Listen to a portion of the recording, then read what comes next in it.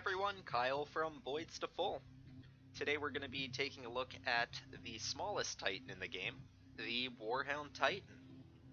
Despite its little size, these Titans are extremely maneuverable. They've got one of the best speed characteristics in the game, and a ton of turns to go with it.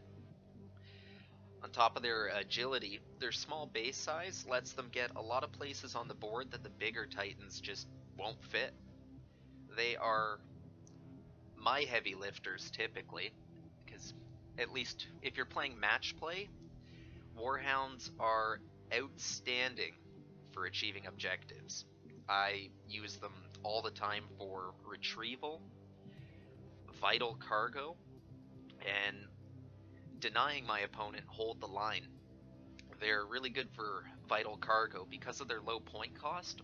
Once you run them off the board, you're not missing out on a lot of weapons and points on the board to help you weather the rest of the game. And denying your opponent hold the line, because of their speed, you can just zip these guys to the back of the board late game, stopping your opponent from scoring points for table corners in their deployment zone. On the downside, they're not very good at taking a hit. They've got a low amount of void shields, their armor plating isn't that strong, and a lot of their weapons are around the 24-inch range. One of their biggest drawbacks is they have a pretty small reactor capacity, so you have to be very conservative when you're pushing your reactor for extra turns or using special traits on your weapons. Another big thing with Warhounds is these guys need support. Despite kind of looking like a wolf, it doesn't work very well to lone wolf them. Whether that support is another Warhound or a larger Titan like a Reaver or a Warlord, just make sure you have something else out there backing them up, and you'll find you get a lot better results out of them. One of the most unique features about Warhounds is their ability to use something called Squadrons. So before you deploy your models, you can say, I want to squadron this group of 2 to 6 Warhounds. And this essentially makes them a joined fighting force that gives them a lot of benefits with a few drawbacks. Squadrons are kind of this double-edged sword like that.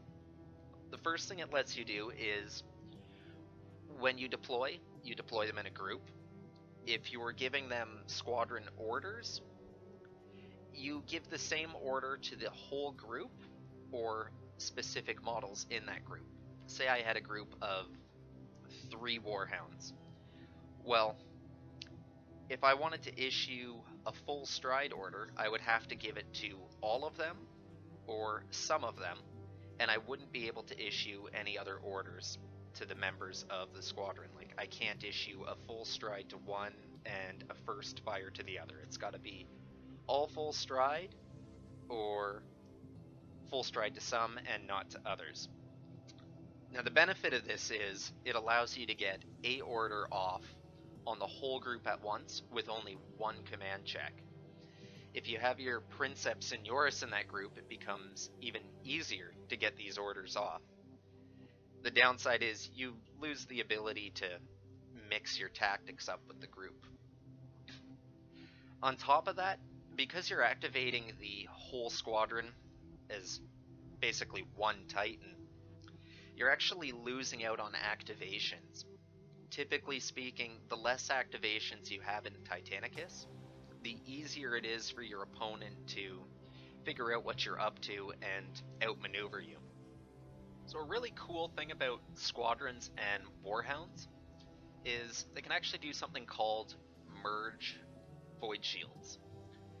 Now, as long as all the Titans in the squadron have active void shields and they're in base-to-base contact, they're allowed to share their void shields between all the members of the squadron. This is really good because it drastically increases the Warhound's durability.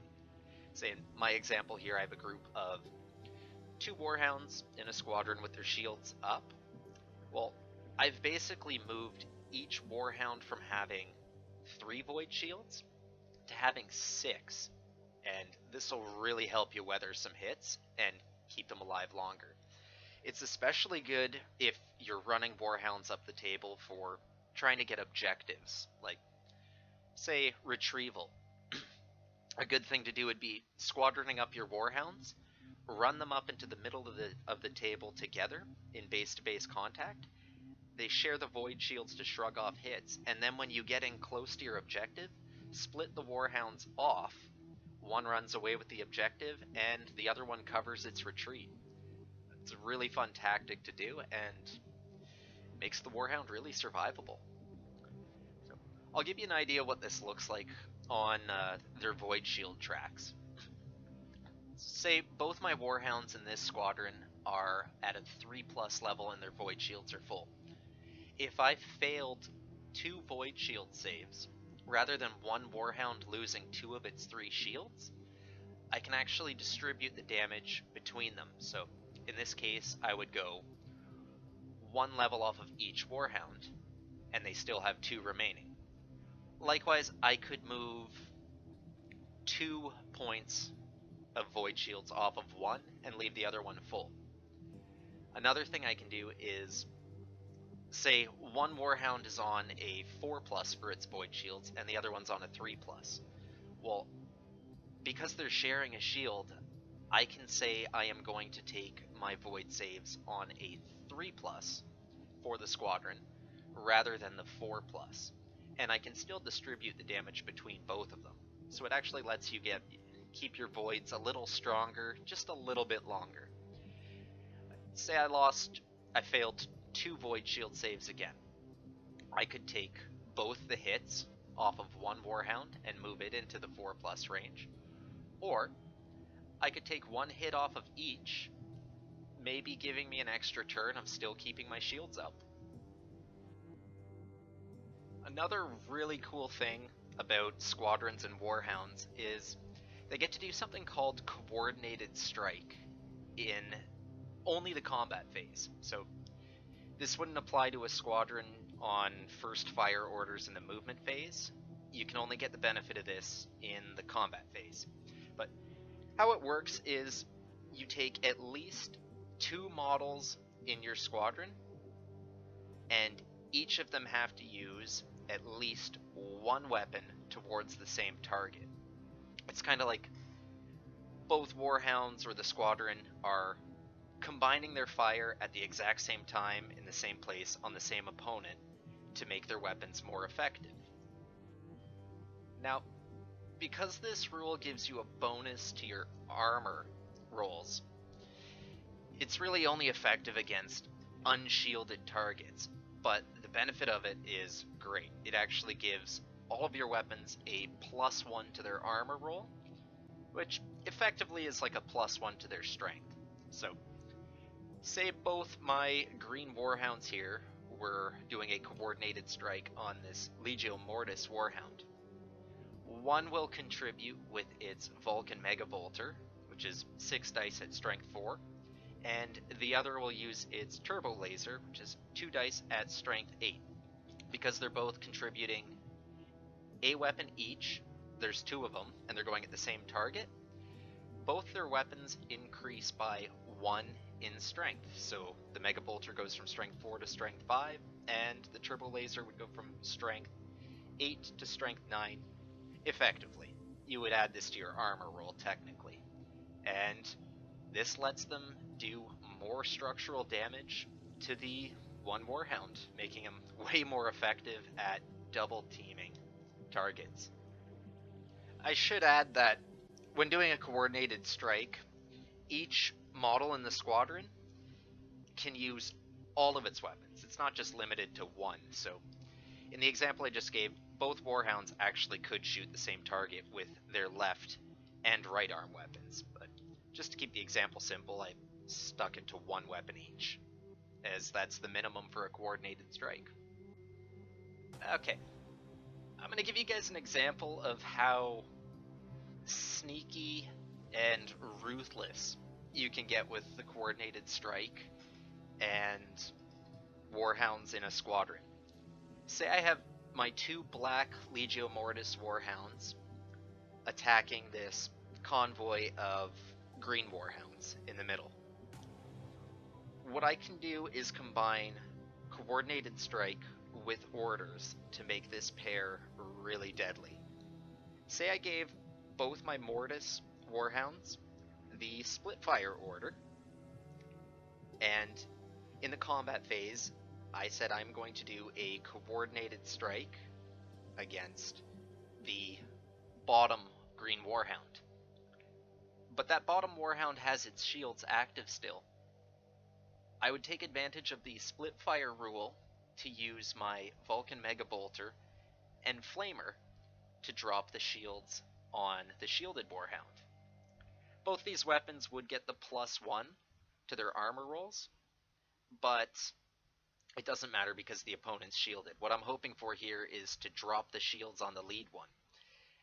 At the same time, though, because I have the split fire order on the Hounds, I can nominate both their plasma blast guns to also do a coordinated strike on the unshielded Warhound. Now, both these plasma blast guns are getting a +1 to their armor rolls, effectively going from strength 8 to strength 9, doing even more damage to the Warhound. And I could even take this a step further and maximal fire both of these in the coordinated strike, moving them from a total of strength 8 to strength 11. And this would just be devastating. So this one move alone, I could potentially destroy the back Warhound, taking advantage of coordinated strike and split fire, but at the same time, on the same activation, I can use the split fire rule to drop the shields on the lead Warhound. If you can get your positioning right and use your Warhounds clever like this, you can find they will be insanely effective at killing 2 birds with 1 stone. And I'll leave you with a thought here. Could you imagine how devastating this would be with a squadron of up to 6 Warhounds, all on split fire? The overarching of all their guns can get a lot of results done. You gotta keep in mind, to do a coordinated strike, it just has to be at least 2 members of the squadron with at least 1 gun each on the same target. So split fire and coordinated strikes can be lethal. Well, that's Warhounds in a nutshell. They're my go-to in almost every list I build. Certain Legios make them better than others and really let you maximize their finer points. I was going to include a bunch of weapon loadouts in this video, but it would have gone on way too long, so keep an eye out for that one as a kind of part 2. And if you think I missed anything or want to add any of your thoughts on the Warhounds, fire them in the comments below. In the meantime, I'll catch you on the next one.